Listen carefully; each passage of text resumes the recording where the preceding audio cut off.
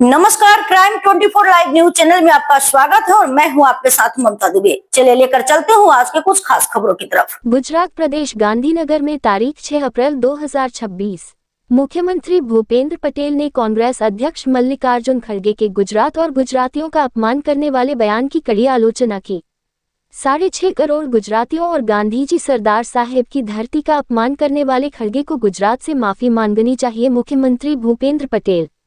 गुजरात और गुजरातियों के खिलाफ कांग्रेस की सोच पुरानी है। गुजरात इस अपमान को बर्दाश्त नहीं करेगा। प्रधानमंत्री नरेंद्र भाई मोदी के नेतृत्व में बीजेपी की विकास की राजनीति को मिल रहे बड़े जनसमर्थन से कांग्रेस असुरक्षित महसूस कर रही है। कांग्रेस ने देश की एकता और अखंडता के निर्माता सरदार साहेब को भी भारत रत्न देकर नजरअंदाज किया था। सरदार सरोवर बांध का काम भी कांग्रेस सरकारों ने सालों तक रोके रखा, जिससे नर्मदा का पानी गुजरात नहीं पहुंच पाया। 5 राज्यों के विधानसभा चुनाव और गुजरात के स्थानीय स्वशासन चुनाव हारने वाली कांग्रेस की राष्ट्रीय अध्यक्ष व्यथित हैं।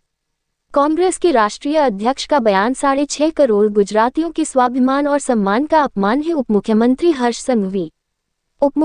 हर्ष संघवी के 5 तीखे सवाल। कांग्रेस अध्यक्ष को इन सवालों का जवाब देना चाहिए और जनता से माफी मांगनी चाहिए। मुख्यमंत्री भूपेंद्र पटेल ने कांग्रेस के राष्ट्रीय अध्यक्ष मल्लिकार्जुन खड़गे द्वारा 6.5 करोड़ गुजरातियों की ओर से गुजरात और गुजरातियों के बारे में दिए गए अपमानजनक बयान की कड़ी आलोचना की है। मुख्यमंत्री ने मल्लिकार्जुन खड़गे के बयान को बेहद आपत्तिजनक और दुर्भाग्यपूर्ण बताते हुए कहा कि यह बयान पूजनीय महात्मा गांधी और सरदार पटेल का अपमान है। ऐसे बयान से गुजरात की इज्जत को ठेस पहुंची है। मुख्यमंत्री भूपेंद्र पटेल ने कहा कि गुजरात और गुजरातियों के खिलाफ कांग्रेस की यह सोच आज की नहीं बल्कि सालों पुरानी है। कांग्रेस नेता के ऐसे शर्मनाक बयान से साफ है कि प्रधानमंत्री नरेंद्र भाई मोदी के नेतृत्व में बीजेपी की विकास की राजनीति को मिल रहे बड़े पैमाने पर जनसमर्थन से कांग्रेस असुरक्षित महसूस कर रही है। मुख्यमंत्री ने कांग्रेस के गुजरात विरोधी रवैये की जानकारी देते हुए कहा कि कांग्रेस ने देश की एकता और अखंडता के निर्माता सरदार साहेब को भारत रत्न देकर उनकी भी अनदेखी की। इतना ही नहीं, कांग्रेस ने प्रधानमंत्री मोदी के नेतृत्व में दुनिया की सबसे ऊंची सरदार साहेब की मूर्ति बनने में भी रुकावट डालने की कोशिश की। सरदार सरोवर डैम के काम को रोकने का काम भी केंद्र की कांग्रेस सरकारों ने किया, जिससे नर्मदा का पानी सालों तक गुजरात नहीं पहुंच पाया। उन्होंने आगे कहा कि कांग्रेस ने सालों तक गुजरात और गुजरातियों के साथ ऐसे कई अन्याय किए हैं। मुख्यमंत्री ने कांग्रेस द्वारा गुजरात के साथ पहले किए गए अन्याय की डिटेल में जानकारी देते हुए कहा कि उस समय की कांग्रेस की केंद्र सरकार ने केमिकल फर्टिलाइजर पर दी जाने वाली सब्सिडी में कटौती करके किसानों को करोड़ों रुपए का फाइनेंशियल नुकसान पहुंचाया और केमिकल फर्टिलाइजर के एलोकेशन में भी अन्याय का सिलसिला जारी रखा। जब किसान बहुत सारा पैसा कमाने की उम्मीद कर रहे थे, तब केंद्र सरकार ने रातों रात कॉटन के एक्सपोर्ट पर बैन लगा दिया और गुजरात के किसानों को बड़ा नुकसान उठाना पड़ा। उन्होंने आगे कहा कि कांग्रेस वाइब्रेंट समिट के जरिए गुजरात में इन्वेस्टमेंट के लिए आने वाली इंडस्ट्रीज को इनकम टैक्स नोटिस देकर गुजरात में इन्वेस्ट करने से रोकने की कोशिश करती थी। इसके अलावा केंद्र की पॉलिसीज की वजह से गुजरात को दूर के राज्यों से ऊंचे दाम पर कोयला खरीदना पड़ा।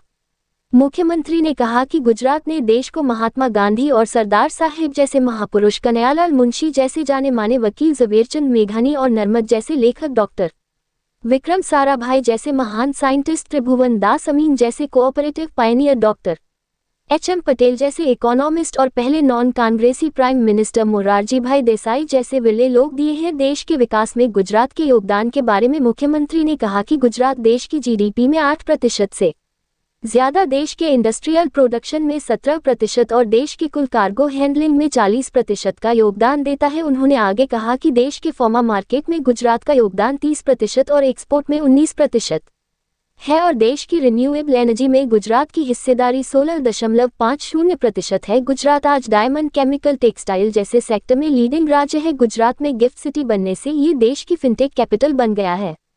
आज गुजरातियों की मेहनत से सानंद देश का ऑटो हब बन गया है और अब सानंद धुलेरा सेमीकंडक्टर हब बनने जा रहा है। मुख्यमंत्री ने कांग्रेस के राष्ट्रीय अध्यक्ष मल्लिकार्जुन खड़गे को चुनौती देते हुए कहा कि वह गुजरातियों को अनपढ़ और बेवकूफ कैसे कह सकते हैं। अगर गुजरात अनपढ़ होता तो क्या इतना विकास होता। उन्होंने कांग्रेस अध्यक्ष से ऐसा ही एक तीखा सवाल भी पूछा। मुख्यमंत्री ने कहा कि नरेंद्र भाई ने गुजरात के मुख्यमंत्री के तौर पर गुजरात के साथ उस समय की कांग्रेस वाली केंद्र सरकार द्वारा किए जा रहे लगातार अन्याय के बावजूद गुजरात की बिना रुके विकास यात्रा को आगे बढ़ाकर गुजरात को देश के लिए एक रोल मॉडल बनाया। इसी का नतीजा है कि गुजरात के लोगों ने नरेंद्र भाई पर बहुत भरोसा किया है और कांग्रेस को लगातार साफ दिशा निर्देश दिए हैं। उन्होंने कहा कि प्रधानमंत्री नेशन फर्स्ट और नागरिक देवो भव के मंत्र के साथ काम कर रहे हैं और देश को दुनिया की तीसरी सबसे बड़ी इकोनॉमी बनाने की कोशिश कर रहे हैं। बेइज्जती सहने के बाद भी उन्होंने विकास की राजनीति से देश को दुनिया में एक प्रतिष्ठित स्थान दिलाया है।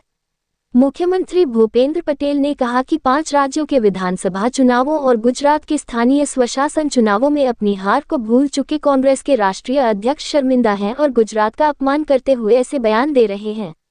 मुख्यमंत्री ने विश्वास जताया कि विकास की राजनीति के प्रणेता प्रधानमंत्री नरेंद्र भाई मोदी के नेतृत्व को पूरा समर्थन देते हुए लोग राज्यों के विधानसभा चुनावों और राज्य में स्थानीय स्वशासन चुनावों में देश को शानदार जीत दिलाएंगे। उप मुख्यमंत्री हर्ष संघवी ने कांग्रेस के राष्ट्रीय अध्यक्ष के बयान को 6.5 करोड़ गुजरातियों के आत्मसम्मान और गरिमा का अपमान बताया। उन्होंने कांग्रेस अध्यक्ष से 5 ज्वलंत सवाल पूछे। क्या गांधी जी और सरदार साहेब की पवित्र भूमि का अपमान करते हुए आपको एक पल के लिए भी शर्म नहीं आई? जब तक कांग्रेस गुजरात में जीतती रही गुजरात के लोग अच्छे थे और जैसे ही वे हारने लगे क्या गुजरात बुरा हो गया? इस पर आपकी क्या राय है? क्या गुजरात के मेरे भाई बहनों की सफलता जो देश का नाम रोशन करने के लिए दिन रात काम कर रहे हैं आपको परेशान करती है? आप हर चुनाव में सिर्फ गुजरात को ही क्यों टारगेट करते हैं? आप हर बार सिर्फ गुजरातियों को ही गाली क्यों देते हैं? मुझे बताएं कि आपकी इस नफरत की जड़ क्या है? क्या ये बयान आपने अपनी निजी फ्रस्ट्रेशन में दिया है या गुजरात को हमेशा टारगेट करना पूरी कांग्रेस की ऑफिशियल पॉलिसी है? संघवी ने कहा कि कांग्रेस अध्यक्ष मल्लिकार्जुन खड़गे को इन 5 सवालों का जवाब देना चाहिए और सिर्फ गुजरात ही नहीं बल्कि देश की जनता से भी माफी मांगनी चाहिए। रिपोर्टिंग से संपादक विंध्याचल ओझा की।